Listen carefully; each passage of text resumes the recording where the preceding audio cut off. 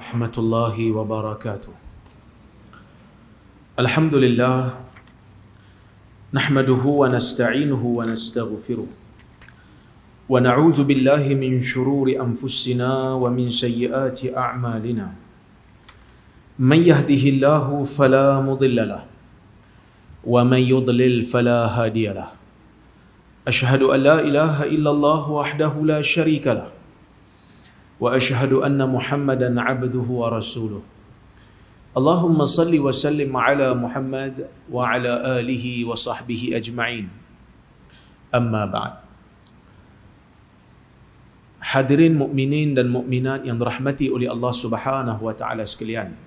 Alhamdulillah, pada malam ini kita dapat bersama-sama menyambung semula kuliah bulanan kita yang telah lama terhenti disebabkan saya pergi ke Mekah melaksanakan ibadah haji.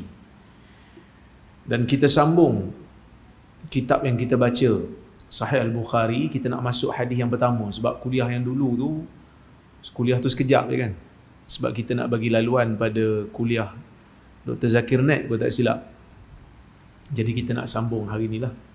Kata Al-Imam Al-Bukhari rahimahullah, حدثنا الحميدي عبد الله بن الزبير قال حدثنا سفيان قال حدثنا يحيى بن سعيد الأنصاري قال أخبرني محمد بن إبراهيم التيمي أنه سمع علقمة بن وقاص الليثي يقول سمعت عمر بن الخطاب رضي الله عنه على المنبر قال سمعت رسول الله صلى الله عليه وسلم يقول إنما الأعمال بالنيات وإنما لكل امرئ ما نوى فمن كانت هجرته إلى دنيا يصيبها أو امرأة ينكحها فهجرته إلى ما هاجر إليه.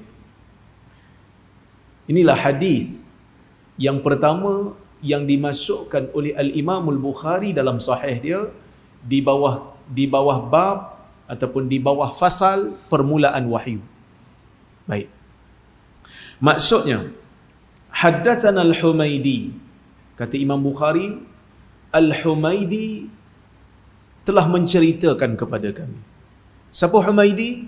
Abdullah ibn Zubair, seorang tokoh hadis daripada Hijaz, tokoh hadis besar lah, guru kepada Al-Imam Al-Bukhari.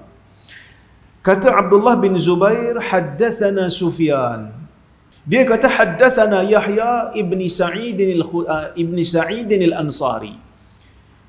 Sufyan mengatakan Yahya bin Sa'id al-Ansari telah menceritakan kepada kami. Kata Yahya bin Sa'id, Muhammad bin Ibrahim At-Taimi telah mengkhabarkan kepada saya, yang mana dia mendengar daripada Alqamah bin Waqqas Al-Laisi, yang mana Alqamah mengatakan saya mendengar Umar ibn Al-Khattab radhiyallahu anhu di atas mimbar. Mimbar ni mimbar mana? Mimbar Masjid Nabawi. Ketika mana Umar berkhutbah di atas mimbar, Umar berdiri dekat mimbar, Umar bacakan hadis ni kepada orang ramai. Dan di antara yang mendengar kisah ini dan meriwayatkannya kepada orang lain ialah Alqamah bin Waqqas. Alqamah meriwayatkan hadis ni kepada anak murid dia Ibrahim At-Taimi. Ibrahim meriwayatkan kepada Yahya bin Sa'id. Daripada Nabi SAW hadis ni terbit, yang mana Nabi menyampaikan kepada Umar, Umar dengar daripada Nabi, Umar ambil riwayatkan kepada Alqamah. Alqamah ambil, Alqamah sampaikan kepada Ibrahim, Ibrahim sampaikan pula kepada Yahya bin Sa'id. Peringkat ni tuan-tuan, semua sorang belaka. Tidak ada yang meriwayatkan hadis ni daripada Nabi melainkan Umar seorang. Tidak ada yang meriwayatkan hadis ni daripada Umar melainkan Alqamah seorang. Tidak ada yang meriwayatkan daripada Alqamah melainkan Muhammad bin Ibrahim seorang. Tidak ada yang meriwayatkan daripada Muhammad bin Ibrahim At-Taimi melainkan Yahya bin Sa'id Al-Ansari seorang. Daripada Yahya itulah anak murid dia ramai ambil daripada dia. Barulah hadis ni jadi masyhur. Dalam istilah ilmu hadis, hadis ni makna dia gharib. Hadis ni gharib, maksudnya sanad dia cuma ada satu, Umar je bawa. Tapi hadis ni ada masalah ke Ustaz? Tak ada masalah, hadis ni sahih. Hadis ni sahih. Sebab itu Imam Bukhari bawa keluar dalam riwayat, dalam kitab dia. Sebab itu Imam Bukhari meriwayatkan hadis ni dalam kitab dia sebagai hadis yang pertama. Imam Bukhari kata Nabi sallallahu alaihi wasallam bersabda. Sebab tuan-tuan, bila saya baca sanad ni, paling tidak tuan-tuan biasa dengan sanad. Maksudnya Imam Bukhari ni dia bukan sahabat Nabi. Imam Bukhari bukan sahabat Nabi, dia tak pernah jumpa Nabi. Macam mana dia nak ambil riwayat daripada Nabi? Inilah yang dipanggil sebagai salah silah sanad. Dia ambil daripada orang, dia ambil pada orang, orang tu ambil daripada orang tu dia ambil daripada orang. Sampailah kepada Nabi Muhammad sallallahu alaihi wasallam. Yang mana sanad tu perlu bersambung dengan makna setiap orang berjumpa, tidak ada terputus. Kalau ada terputus, kalau ada gap, orang ni mati dulu sebelum orang ni datang jumpa dia, maka sanad tu terputus. Kena cari siapa tengah-tengah. Kalau tak jumpa, hadis tu tak boleh pakai, dhaif. Melainkan datang bukti yang lain bagi tahu siapa tengah-tengah tu, ataupun ada riwayat lain yang menyokong riwayat ni, dan baru kita boleh terima. Ini budaya ulama hadis zaman dulu. Mereka sanggup mengembara cari hadis. Jauh mengembara. Ada yang daripada Rai. Rai ni dekat Khurasan. Hari ni dekat Iran. Ada yang keluar daripada Iran, pergi ke Hijaz, pergi ke Mekah jalan kaki. Tuan-tuan bayangkan tengok. Kita hari ni Kanga nak ke Arau jalan kaki pun penat dah. Pernah buat tuan-tuan? Jalan kaki daripada Arau ke Kanga? Tak pernah buat dah. Saya pun tak pernah. Ulama hadis zaman dulu sanggup. Sebab apa? Sebab mereka tak ada kuasa selak tirai tanya Nabi terus. Ada seorang ustaz, dia duk kata zaman dulu ulama kalau tak dapat jawapan apa, bincang masalah tak dapat jawapan, selak tirai tanya Nabi terus. Uish. Padahal Nabi dah wafat masa tu. Kita kata pada-pada nak cerita pun. Ulama hadis ni wali Tuhan jugalah. Sebab mereka ni pengorbanan terhadap agama lagi dahsyat daripada orang lain. Ada yang sampai kencing darah, tak cukup makan, tak cukup air. Ada yang seminggu tak makan, minum aja. Sebab apa? Duit tak ada. Ada yang jutawan, bapa tinggal duit juta-juta, mengembara sampai jadi bankrupt. Tak kerja, guna duit mengembara sana sini cari hadis. Yahya bin Ma'in sahabat kepada Imam Ahmad bin Hanbal. Kalau boleh selak-selak tirai tuan-tuan, tak payah pergi mengembara lah. Tak payah bawa sanad susah-susah ni. Kan? Sebab itu Abdullah ibnu Abbas radhiyallahu anhuma, sahabat Nabi sallallahu alaihi wasallam, yang mana Nabi pernah doa kat dia kan, Allahumma faqihhu fid din wa 'allimhu ta'wil. Ya Allah, berikan dia kepahaman dalam agama, ajar dia tentang takwil kitab. Sebab tu dia pandai bab tafsir ni. Ibnu Abbas, dia ada seorang anak murid nama Bushair Al-Adawi. Dia ada seorang anak murid nama dia Bushair. Bushair ni baca hadis daripada Nabi sallallahu alaihi wasallam. Baca hadis. Falam ya'dhan Ibnu Abbas li hadithi. Ibnu Abbas tak dengar pun. Dia tak erti. Bushair ni bila tengok Ibnu Abbas buat tak erti, dia macam tegur lah sikit. Dia kata, ya Ibnu Abbas, mali araka la tasma' li hadithi. Wahai Ibnu Abbas, kenapa aku tengok engkau tak dengar hadis yang aku baca? Uhadithuka bihadithin min Rasulillah sallallahu alaihi wasallam wa anta la tasma'.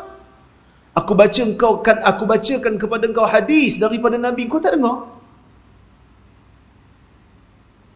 Aku bacakan kau hadis daripada Nabi ni, kau tak dengar ke?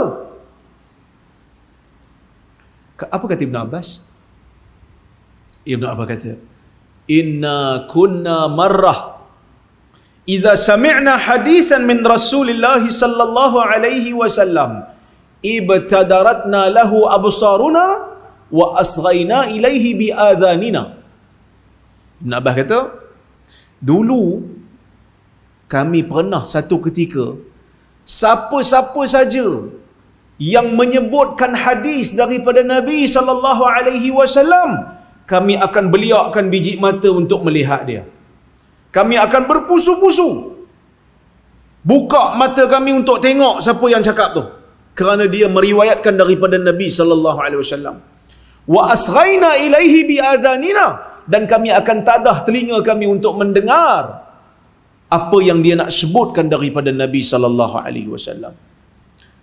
Walakin lamma rakiban nas as-sa'ba wadh-dhalul falam nasma' illa mimman na'rif. Tapi bila mana manusia ni dah mula menunggang yang sukar dan yang jinak, ini dia guna bahasa kiasan lah. Maksud yang sukar ni macam unta susah pun dia duk tunggang juga. Unta yang liar pun, orang Perlis panggil apa? Liak kan? Unta liak. Saya ni orang Perak tak boleh lagi. Bila buat bahasa Perlis dia jadi diri sendiri benci. Susah kata tuan-tuan. Tak apalah kot saya cakap bahasa Perak ni tuan-tuan boleh faham juga kot. Unta liar ni kan susah nak tunggang. Unta ni untuk kali pertama nak tunggang dia kena tarwid dulu, dia kena latih dulu. Sebab dia kalau liar ni susah. Unta liar pun dia tunggang, unta jinak pun dia tunggang. Maksudnya hadis yang dikenali pun mereka bacakan dan mereka sampaikan jinak, hadis yang sukar, hadis yang pelik pun dia bacakan juga. Dia tak peduli, dia tak semak dah. Ibn Abbas kata zaman tu adalah zaman ni orang dah tak semak dah. Orang dah tak ada sifat hati-hati dah. Orang dah tak peduli dah yang sahih ke yang tak sahih, yang betul ke yang salah, orang tak peduli dah. Masa ni kami takkan dengar hadis melainkan daripada orang yang kami kenal, yakni daripada orang yang kami pasti betul-betul dia bukan jenis pembohong, dia bukan jenis penipu, dia bukan jenis cuai ataupun pelupa. Sebab tu penting sangat ni. Tuan-tuan, Allah Subhanahu wa taala muliakan agama ni dengan sanad. Allah Subhanahu wa taala muliakan agama ni dengan sanad, yang mana ilmu ni tak ada pada agama lain, tak ada. Hari ni kalau tuan-tuan buka kitab hadis, ada seorang perawi disebut, contoh Abdullah bin Zubair ni, Al-Humaidi ni, tuan-tuan nak pergi cari biografi dia, buka kitab-kitab ulama hadis, ada disebut nama penuh dia apa, lahir di mana, mati di mana, lahir bila, mati bila, negara mana dia masuk, anak murid dia siapa, guru dia siapa, hadis mana yang dia riwayatkan, dan mana ulama hadis yang riwayatkan riwayat dia, ada disebut dalam kitab-kitab hadis. Kebanyakan perawi memang dikenali oleh para ulama. Kalau dia pembohong akan disebut dia bohong, kalau dia dhaif akan disebut dia dhaif, kalau dia okey akan disebut dia ni perawi yang adil, berkelayakan. Mana nak cari ilmu macam ni? Ulama hadis mengembara, bukan selak tirai. Sebab tu kalau ada siapa-siapa yang nak tambah sesuatu dalam agama ni secara bohong, tak boleh. Akan dikenal pasti.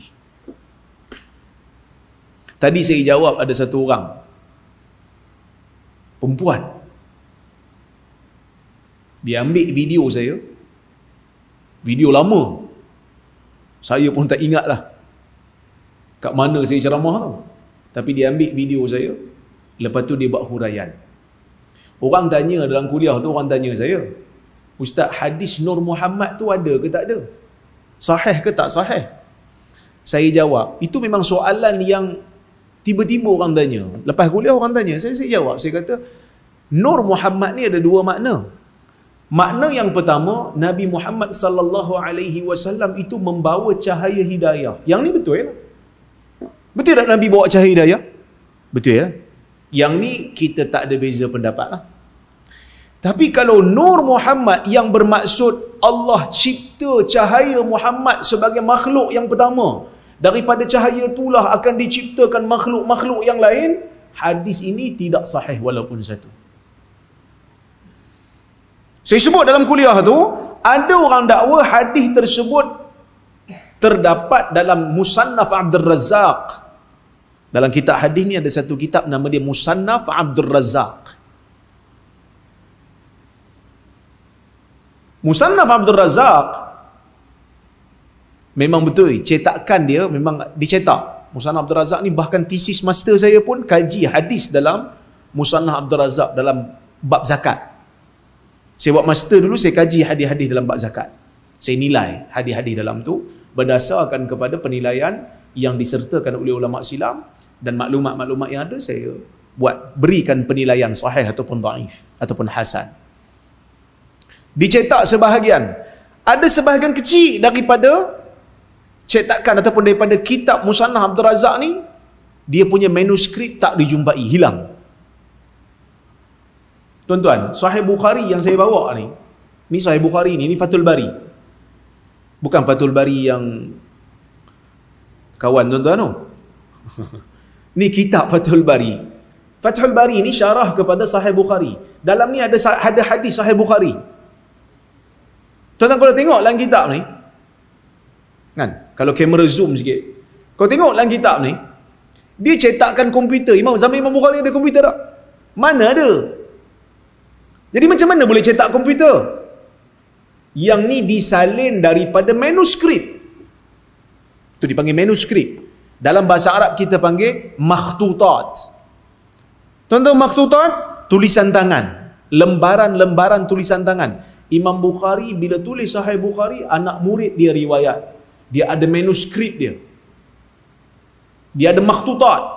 Anak murid ni ada, anak murid ni ada, sebab Imam Bukhari tokoh besar. Dia mesti ada, dia punya makhtutat yang pelbagai. Daripada makhtutat, manuskrip yang pelbagai itu mereka kumpulkan, bandingkan, kemudian tulis semula, cetak komputer.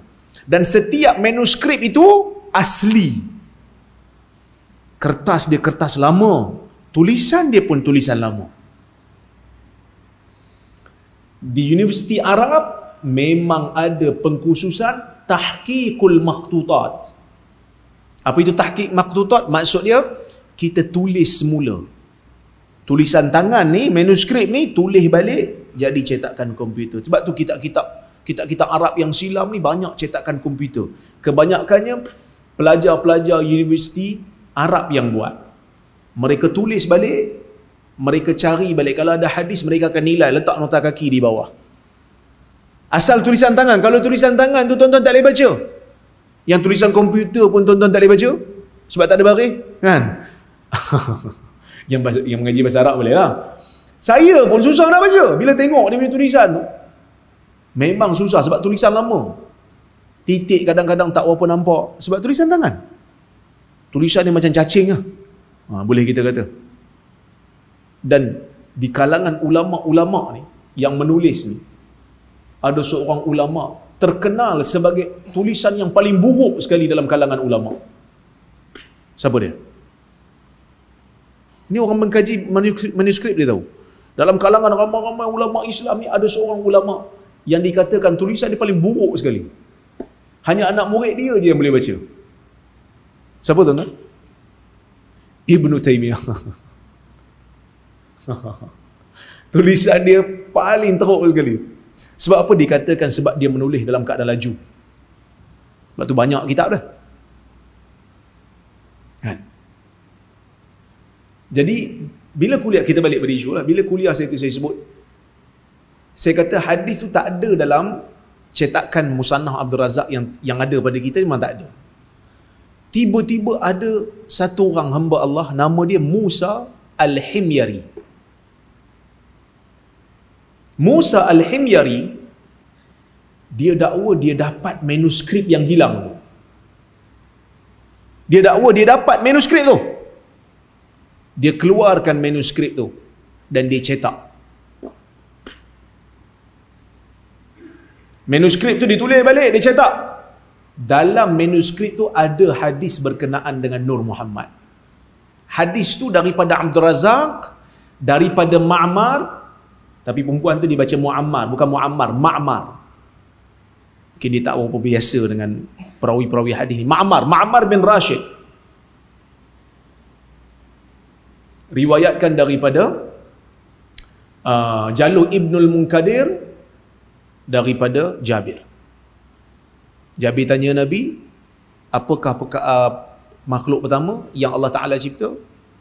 Nabi kata, nuru nabiyika ya Jabir, cahaya nabimu wahai Jabir. Dia dakwa manuskrip tu manuskrip daripada musannaf yang telah hilang, telah dijumpai.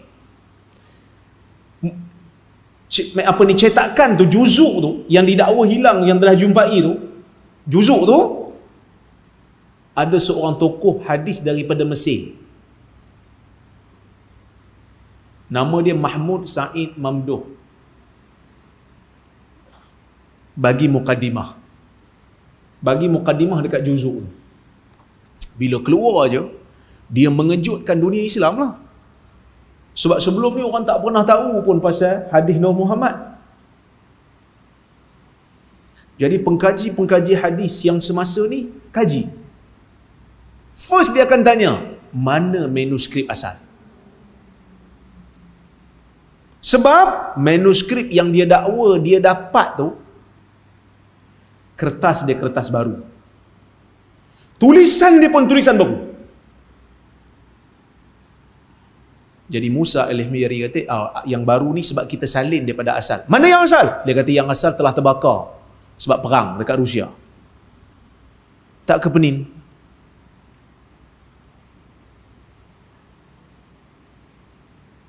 Bukan hanya sekadar itu. Syekh, ada seorang syekh daripada Al-Azhar, nama dia Syekh Ahmad Ma'bad, ulama Azhar, bidang hadis. Dia pun semak-semak, dia kata ini bukan tulisan di zaman silam. Sebab Abdul Razak As-San'ani ni meninggal 211 Hijrah. Tulisan lama ni. Dia kata bukan style tulisan, manuskrip yang ada ni bukan style tulisan zaman dulu. Sebab dia dah biasa dok main dengan manuskrip lama ni. Sebab Abdul Razak As-San'ani ni lagi tua daripada Imam Bukhari. Imam Bukhari 256 meninggal, dia 211. Dia kata ini bukan style tulisan orang zaman dulu. Ini adalah naskah manuskrip yang tak boleh dipercayai. Ramai orang-orang ulama-ulama hadis kecam. Syekh Abdullah As-Sa'ad, Syekh Abdul Aziz At-Tarifi, Syekh Al-Humayyid, ramai, Syekh At-Tuwaijiri. Mereka kata ini naskah yang palsu, ini naskah yang palsu. Tulisan orang baru, bukan tulisan orang lama. Mereka kata bahasa pun memang bukan bahasa Arab yang fasih. Entah-entah ni geng-geng India yang tulis. Bahasa dia tidak fasih. Akhirnya penulis mukadimah iaitu Syekh Mahmud Said Mamduh tadi tu, dia sendiri tulis satu surat, dan surat tu disebar, dicetak dalam buku dia Ittijahat Hadithiyah kalau tak silap. Dia kepilkan surat tu, dia kata saya menarik semula mukadimah saya. Sebab dia kata memang manuskrip tu tak boleh dipercayai. Jangan diterjemahkan, jangan pergi bila riwayat hadis jangan kata itu daripada musannaf, tak boleh. Sebab mula-mula dia percaya, lama-lama baru dia sedar manuskrip tu manuskrip yang palsu. Maka riwayat tersebut adalah riwayat yang tidak ada pun dalam musannaf. Bahkan bukan aliran salafi saja yang kecam. Ada seorang ulama daripada aliran sufi, Syekh Rumari. Rumari ni memang orang kata apa, aliran-aliran yang sufi lah, dia bukan aliran salafi ni. Dia belah Maghribi sana. Dia sendiri dalam kitab dia Mursyidul Hair, dia menyebutkan hadis yang didakwa riwayat Abdul Razak As-San'ani, riwayat daripada Jabir, riwayat itu adalah riwayat yang palsu. Siapa kata Abdul Razak meriwayatkan, itu tak betul, dia kata. Itu tak betul. Siapa yang kata Abdul Razak riwayat, itu adalah satu kesilapan. Hadis itu palsu. Jadi tuan-tuan, ini bukan cerita main-main lah. Sebab tu siapa-siapa yang nak masukkan sesuatu yang bukan daripada kitab asal, ulama akan detect. Sebab apa? Setiap daripada hadis ini akan ada bukti yang menunjukkan ia betul ataupun tidak daripada kitab tersebut. Saya tak boleh nak suka-suka ditambah dalam kitab Bukhari, saya tambah satu hadis. Tak boleh. Manuskrip ada. Bukan satu, banyak manuskrip. Maka sebab tu tak boleh nak reka-reka hadis lepas tu sandar kat Nabi. Tak boleh. Tak boleh. Jadi sebab tu saya jawab, sebab benda ni bahaya, benda ni berkaitan dengan hadis. Ya, lepas tu dia kata, saya sebenarnya tak ada apa pun, saya sebenarnya nak ikut salaf je. Nak ikut salaf betul-betul. Salaf tak ikut benda bohong. Salaf tak ikut benda palsu. Salaf ni kau nak tahu hadis, dia pergi mengembara, cari betul-betul. Tu salaf. Bukan pergi ambil benda palsu, sandar dekat Imam Abdul Razak, lepas tu kata, saya ikut salaf. Itu benda palsu. Bukan Abdul Razak punya. Salaf pun tak buat benda ni. Tuan-tuan, dalam banyak-banyak bab, kita nak benda yang original. Tapi kenapa dalam bab agama kita boleh sambil lewa dalam bab palsu ni? Sebab kita tak rasa benda yang asli itu mungkin bermanfaat dan bernilai. Mungkin. Sebab kita jauh daripada riwayat Nabi SAW. Mungkin. Tapi ada satu benda, bab palsu ni orang marah. Apa dia? Semua marah. Tak kira siapa. Duit palsu. Ustaz pun marah. Kalau mari kuliah, orang bagi kat dia sampui, duit Saidina je, duit monopoli punya duit. Ataupun duit palsu lah. Orang bagi kat dia. Ustaz, terima kasih banyak Ustaz, kuliah. Minggu depan dia akan marah. Apa siapa hang bagi kat aku duit Saidina je? Duit je ke Ustaz? Walaupun palsu, yang penting duit. Orang tak boleh terima. Macam itulah hadis palsu. Macam itulah hadis palsu. Bukan hadis. Dia tak boleh kata, sebenarnya saya ikut Nabi. Dah. Ikut Nabi dengan benda yang betul. Bukan benda palsu sandarkan Nabi. Lepas tu kata, saya ikut Nabi. Tapi benda palsu. Tak betul. Isteri pun akan marah kalau suami bagi nafkah pakai duit palsu. Nabi suruh saya bayar nafkah kat isteri, Ustaz. Saya bayar. Dia tak puas hati dengan saya. Minta cerai pula. Pasal apa? Isteri kata, dah duit palsu. Mana boleh? Saya nak makan apa? Yang penting duit. Kacau ni. Okey. Sambung.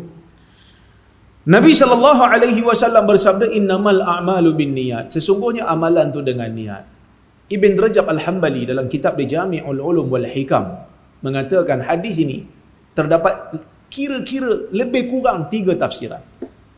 Tafsiran yang pertama, amalan tidak akan berlaku melainkan dengan niat. Yang kedua, amalan akan dihitung berdasarkan dengan niat pelakunya.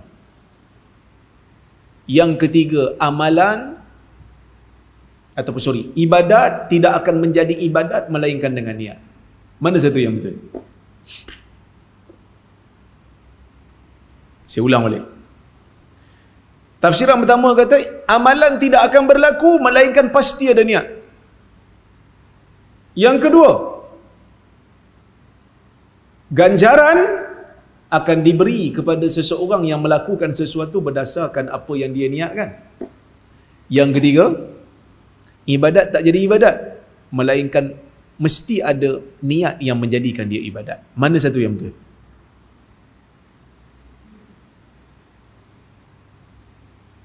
Satu ke dua ke tiga?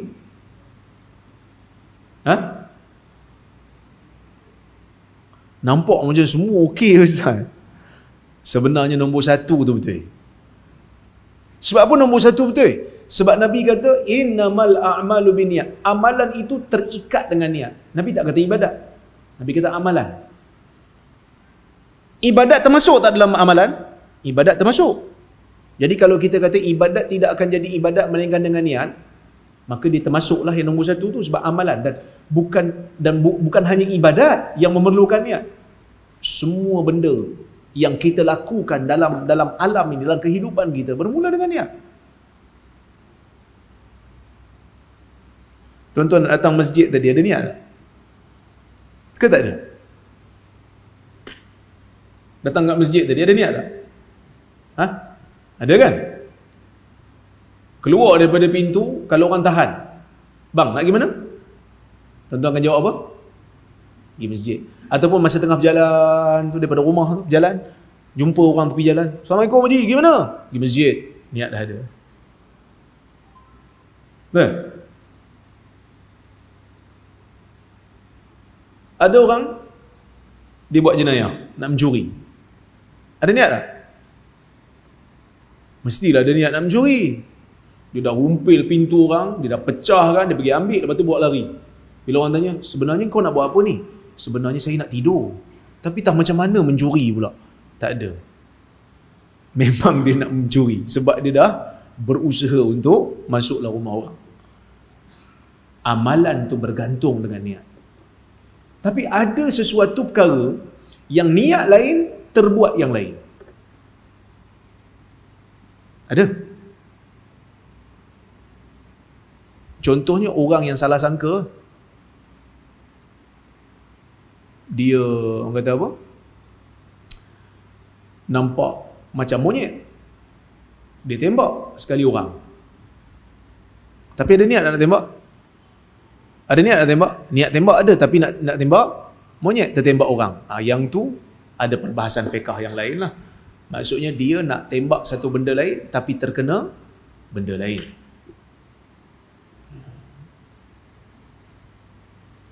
Okey, baik. Wa innama likulli imri'in ma nawa. Bagi seseorang itu apa yang dia niatkan. Yang ni maksudnya ganjaran bergantung kepada niat masing-masing. Ada orang buat sesuatu kerana Allah, maka pahalanya penuh. Ada orang buat sesuatu kerana manusia, maka tak dapat pahala.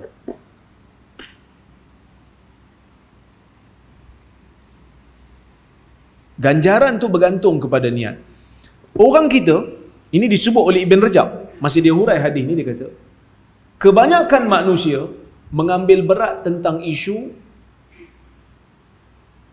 zaman dulu lah. Mereka suka mengambil berat tentang isu ikhlas tak ikhlas. Sebab niat dalam syarak ni ada dua.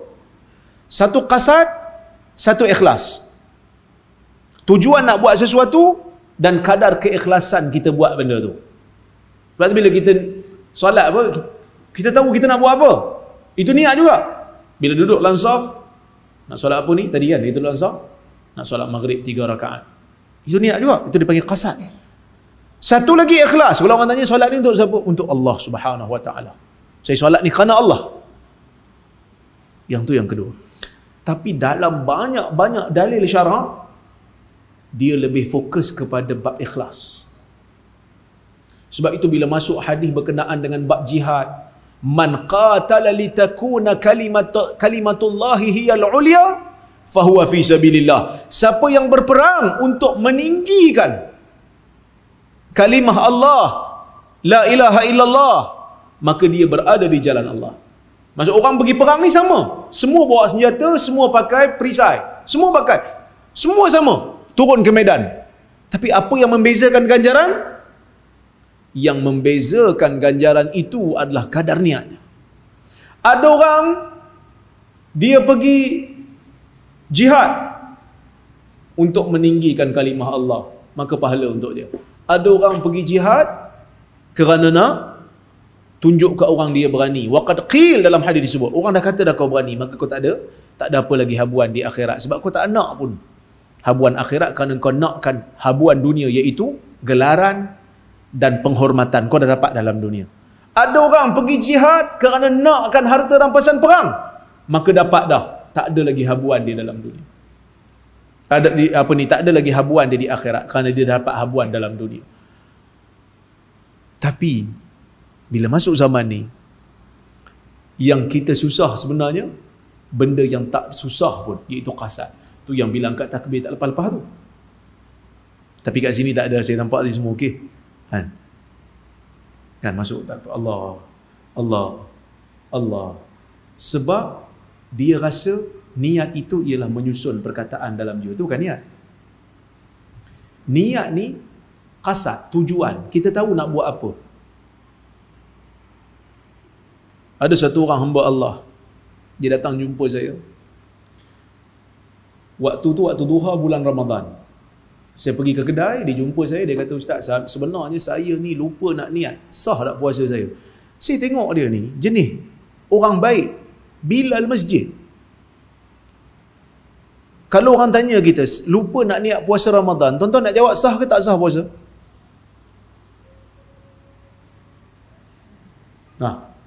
Agak-agak tuan-tuan nak jawab sah ke tak sah? Puasa kena ada niat tak? Kena ada niat. Tapi saya tengok dia ni Bilal masjid. Biasa Bilal masjid ni jarang ponting puasa. Kan? Bilal sini pun puasa kan? Rajin puasa insya-Allah kan. Saya pun tanya dia soalan tambahan. Saya kata, "Haji, macam mana boleh lupa niat?" Dia kata, "Pagi tadi saya bangun sahur. Bangun awal pukul 4. Saya makan lah Ustaz. Bila saya makan, awal lagi kan. Jadi 4:30 selesai sahur, saya pun lena sekejap. Bangkit-bangkit, dah pukul 6:30. Terlepas dah subuh. Jadi saya lupa nak sebut nawaitu saumarodin."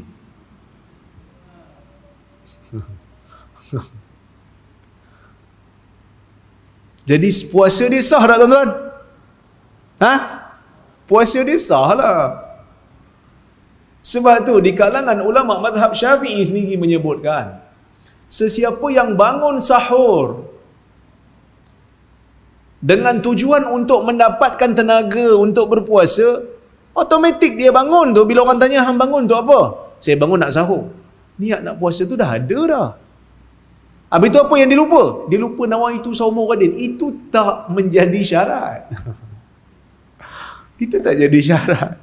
Saya kata, "Haji, sebenarnya haji sahur tadi untuk apa? Makan beria-ria sampai pukul 4 pagi ni.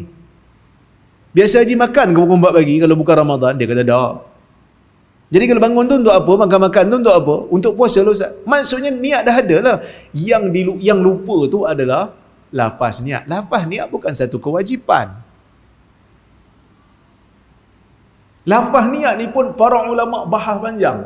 Selain daripada ihram lah. Ihram lain cerita sebab Nabi SAW melafazkan. Tapi selain daripada itu, ihram dan juga sembelih korban lah.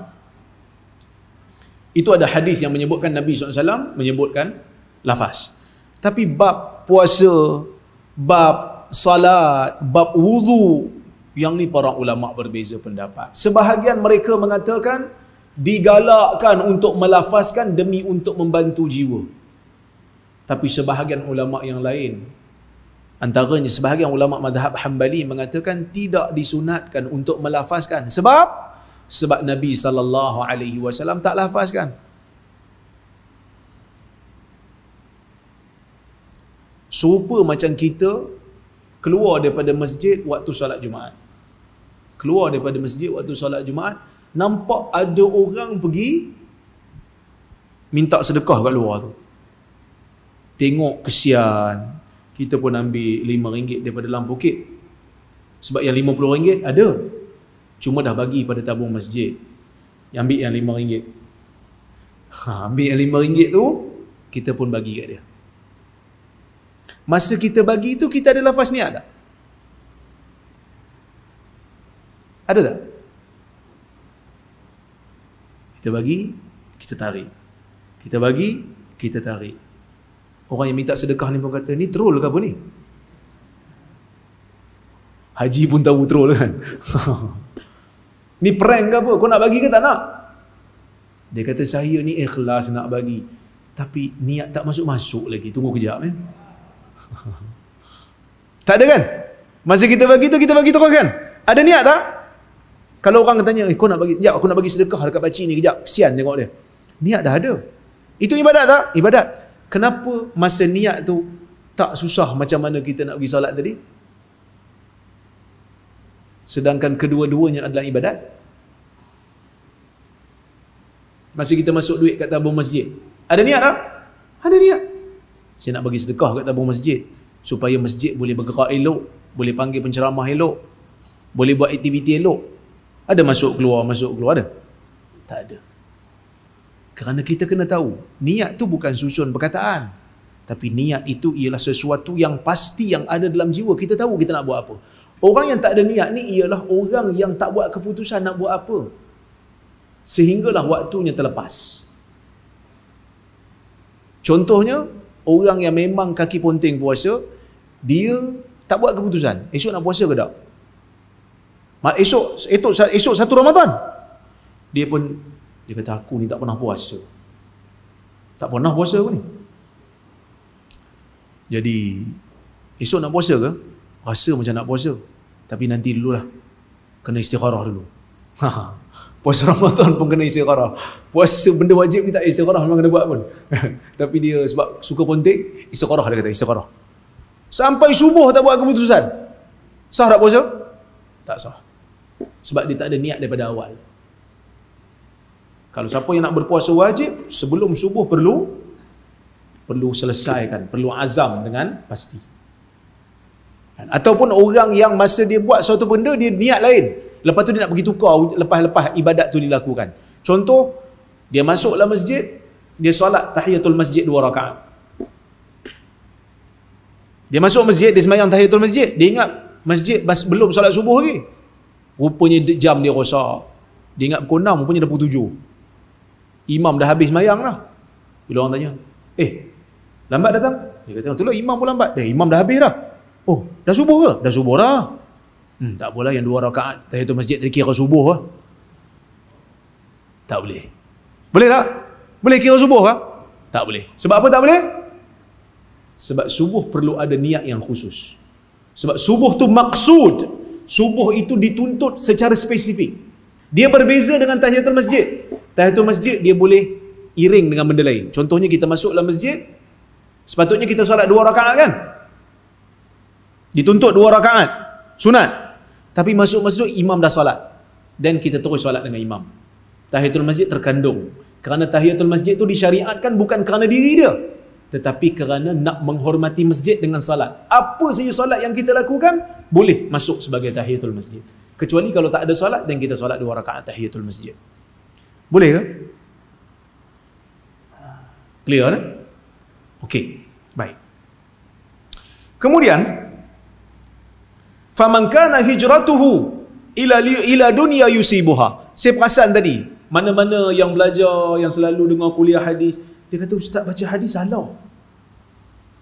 Sepatutnya, innamal a'malu binniyat wa innamal likulli imri'in ma nawa, faman kana hijratuhu ila Allah. Betul? Siapa yang hijrahnya kerana Allah dan Rasul, maka hijrahnya dihitung berdasarkan pahala kerana dia niat untuk Allah dan Rasul. Tapi rangkap tu tak ada. Imam Bukhari buang rangkap. Imam Bukhari terus kata, faman kana hijratuhu ila dunya yusibuha. Siapa yang hijrahnya kerana dunia yang dia inginkan, aw imra'atin yankihuha, ataupun kerana perempuan yang dia ingin nikahi, fa hijratuhu ila ma hajara ilaih, maka hijrahnya bergantung kepada apa yang dia niatkan. Para ulama berbahas, kenapa Imam Bukhari buang perkataan siapa yang hijrahnya kerana Allah dan Rasul? Sebenarnya hadis yang panjang, dia ada satu lagi rangkap di tengah-tengah tu, Imam Bukhari buang. Tapi di tempat lain Imam Bukhari ada letak. Di sini Imam Bukhari buang. Di tempat lain, dalam kitab Sahih Bukhari ni ada banyak kali ulangan hadis ni. Kita bagi laluan pada azan dulu.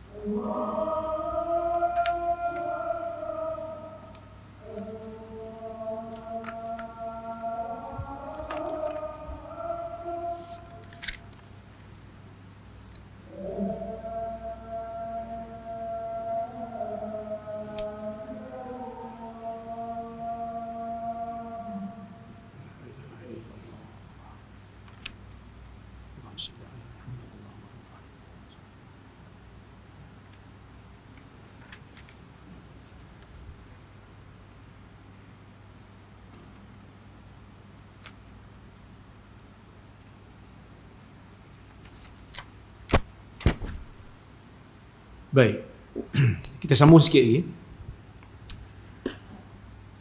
Para ulama membahaskan kenapa lafaz itu tidak ada lafaz yang faman kana hijratuhu ilallahi wa rasuli fa hijratuhu ilallahi wa rasuli. Sebahagian mengatakan berkemungkinan itu memang riwayat yang asal daripada Abdullah bin Zubair. Kan diambil riwayat ni daripada jalur Abdullah bin Zubair, maka tak ada lafaz tu. Ada juga sebahagian yang kata memang sengaja Imam Bukhari ringkaskan. Dia ringkaskan boleh. Hadis ni kita boleh ringkaskan selagi mana tidak merosakkan makna hadis. Kenapa Imam Bukhari padamkan? Kerana Imam Bukhari nak jadikan hadis ini seolah-olah seperti satu peringatan bagi dia. Kan hadis ni macam pembukaan kan? Hadis ni macam pembukaan. Jadi Imam Bukhari ni seolah-olah macam nak jadikan hadis ini seolah-olah amaran bagi diri dia sendiri supaya bila nak menulis berkenaan dengan hadis perlu ikhlaskan diri kerana Allah dan Rasul. Supaya tidak ada sifat ujub. Seolah macam dia nak kata, macam dia nak gunakan hadis ni untuk tegur dia lah, Bukhari, engkau himpunkan kitab hadis daripada Nabi SAW ni, kau himpunkan hadis daripada Nabi SAW ni, pastikan niat engkau kerana Allah dan kerana Rasul untuk menegakkan agamanya. Bukan kerana dunia yang kau inginkan. Kerana kalau kau cari dunia, niat itu akan dihitung berdasarkan kepada apa yang kau niatkan kerana dunia. Jadi sebab itu lafaz itu dipadam, tetapi ada di tempat lain. Jadi tuan-tuan, sebenarnya bab niat ni besar. Sebab itu para ulama, sebagian ulama kata hadis ni sepertiga daripada Islam, sepertiga daripada agama. Kerana agama ni tiga benda. Syariat ni tiga benda. Apa dia? Yang pertama, amalan jiwa. Yang kedua, amalan lisan. Yang ketiga, amalan anggota. Betul tak? Bila kita bincang tentang agama, itulah tiga je. Mana ada benda lain lagi dah? Jiwa, sama ada akidah ataupun niat. Yang kedua, amalan lisan yang disuruh untuk kita ucapkan. Dan yang ketiga, amalan anggota. So, tiga benda. Niat ni sesuatu yang berkaitan dengan jiwa, maka dia satu daripada tiga. Baik, Imam Ahmad menjadikan hadis ini sebagai hadis usul dalam agama, bahkan sebahagian mengatakan dia masuk dalam 70 bab dalam bab-bab agama. Besar hadis ni.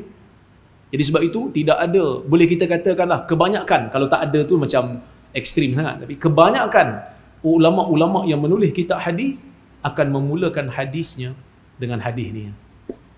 Kerana niat ni benda yang besar. Niat ni benda yang besar. Satu perbuatan yang sama, tetapi niat berbeza, ganjarannya berbeza. Orang Islam bertempur dengan puak Quraisy. Dua-dua berperang dekat medan Badar. Yang mati daripada orang Quraisy masuk mana? Neraka. Yang mati daripada kalangan orang Islam masuk mana? Syurga. Sedangkan dua-dua bertempur di tempat yang sama. Perbuatannya hampir sama, bawa senjata juga. Tapi pasal apa beza? Satu berperang kerana nak mengangkat syirik. Satu lagi berperang kerana nak mengangkat kalimah Allah la ilaha illallah. Maka sebab itu tuan-tuan dan puan-puan rahmati Allah sekalian, hadis ni merupakan hadis yang sangat-sangat penting. Ya. Sebab tu kena jaga sungguh. Benda yang paling sukar untuk aku jaga dalam jiwa aku ni ialah riya yang boleh datang mengganggu niat ikhlas. Kerana bila aku berjaya tolak, dia akan datang dalam bentuk yang berbeza. Dia akan datang dalam warna yang berbeza. Jadi mungkin tuan-tuan dan puan-puan tak begitu struggle. Tapi orang yang duduk depan kamera macam saya ni, dalam bab nak menjaga jiwa, dalam bab nak menjaga keikhlasan tu kadang-kadang susah. Kan? Susah. Terutamanya bila kita ni ada pengikut yang ramai. Tiba-tiba terbuat silap. Kan? Tiba-tiba buat silap. Nak tak tarik balik? Ish, kalau aku tarik balik ni, malulah. Kan? Kalau kita niat bagi kuliah, kalau kita niat berdakwah untuk mengangkat nama sendiri, dan kita mungkin malu lah. Takut hilang pengaruh. Tapi kalau kita kata kita berdakwah kerana nak mengangkat syariat Allah, nak mengangkat agama Allah, bila mana kita tersilap pun, anytime kita boleh tarik balik. Kerana kita manusia. Mudah-mudahan kita semua ikhlas dalam mengajar agama dan tak malu untuk bagi tahu saya tersalah ataupun tersilap. Kerana apa? Dakwah ni bukan untuk diri sendiri. Dakwah ni bukan untuk kita angkat nama kita sendiri. Tak. Dakwah ni kerana kita nak angkat agama Allah. Bila terbukti tersilap, salah tu Ustaz, kita pun cek, oh betul lah, silap lah. Then, kita betul kan? Kan? Kita betul kan? Oh, betul lah, saya tersilap. Saya minta maaf. Saya manusia biasa. Saya tak pernah mempertahankan kesilapan yang jelas-jelas silap. Itulah sifat manusia. Jadi kita kena banyak betulkan lah. Kita kena banyak muhasabah. Kan? Kena banyak muhasabah diri. Saya pun sama tuan-tuan. Tuan-tuan mungkin ikhlas daripada saya. Banyak ikhlas daripada saya. Jadi kadang-kadang Allah Subhanahu Wa Taala uji kita dengan benda yang kita kadang-kadang rasa berat, beban. Tapi insya-Allah dengan sentiasa muhasabah, berlingkungan ataupun kita kata berkawan dengan sahabat-sahabat yang baik, yang amanah, maka kita insya-Allah akan berjaya sedikit untuk menjaga jiwa kita daripada dirosakkan oleh perasaan ujub, oleh perasaan sombong, oleh perasaan riak. Jadi mudah-mudahan dengan hadis yang kita baca pada hari ini tuan-tuan dapat memberikan kita sedikit pengajaran betapa besarnya peranan niat di dalam agama. Maka sebab itu Al-Imam Al-Bukhari meletakkan hadis ini sebagai hadis yang pertama di dalam bab. Dan dia buang lafaz yang boleh menyebabkan dia ujub. Dia letakkan amaran, lafaz yang mengandungi amaran, supaya dapat memperingatkan diri dia sentiasa untuk sentiasa ikhlas. Alhamdulillah, kita percaya Imam Bukhari menulis kitab dia ni dengan ikhlas. Maka sebab itulah kitab dia ni diiktiraf oleh umat Islam seluruh dunia daripada zaman dia menulisnya sehingga zaman sekarang. Kita kena tahu kita kalau sekadar menulis kitab, ramai ulama tulis. Kalau sekadar tulis kitab, ramai ulama tulis. Saya pun tulis buku. Tapi nak dapat taraf menulis seluruh umat mengambil manfaat dan mengambil faedah daripada kitab kita, ini adalah satu kurnia yang besar. Tak semua orang dapat. Tapi Imam Bukhari dapat. Walaupun dia pada peringkat awal tu, masa zaman hidupnya tu, dipulaukan. Dan dia pun mati ketika mana dia terkena fitnah. Difitnah oleh orang, kononnya dia sesat. Tapi setelah dia meninggal dunia, kitabnya diangkat sebagai kitab yang paling sahih setelah Al-Quran. Ini merupakan pengajaran lah bagi kita. Nak buat apa-apa pun kena ikhlas. Al-baqa lil aslah, kata para ulama. Yang kekal itu adalah yang terbaik. Jadi kita, kalau kita ikhlas, insya-Allah akan memberikan manfaat untuk umat. Jadi tuan-tuan ada soalan ataupun komentar?